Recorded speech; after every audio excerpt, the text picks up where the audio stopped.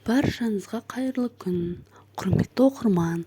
Бүгін сіздермен өте жұмсақ ауызда еритін бәліш, яғни булочка пісіретін боламыз. Ол үшін ең алдымен ыдысымызға жылы сүтімізді құйып, оның үстіне қант салып, қантымыз ерігенше қозғап, артынша ашытқымыз бен ұнымызды салып, кішкене араластырып, 10-15 минутқа бетін жауып қоя тұрамыз.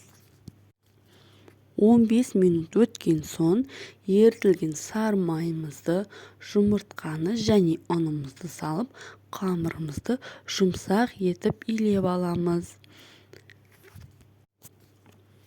Иленген қамырымызды 1 сағат көлемінде көтерілгенше қойып қоямыз. Қамырымыз көтеріліп дайын болған соң 10-12 бөлікке бөліп аламыз. Домалақ етіп жайып, видеода көрсетілгендей сәндесеңіздер болады. Табамызға пергамент қағазын төсеп, бетіне дайын болған булочкаларымызды қойып, булочка бетіне жұмыртқа сарысын жағып, қалауларыңызша мак немесе күнжіт, оның үстіне ванилин ұнтағын сепсеңіздер болады. Біздің булочкаларымыз 200 градуста 5-7 минут ішінде пісіп дайын болып шығады.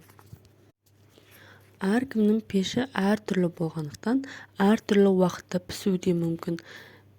Бірақ 5-10 минут көлемінде тез пісіп шығады. Осындай жұмсақ, дастарханның сәнін ашатындай керемет болып шығады. Осымен біздің ерекше дәмді булочкаларымыз дайын. Рецепт ұнаса, лайк басып, комментарий жазып, каналыма тіркеліп қойыңыз. Баршаңызға рахмет, сау болыңыздар.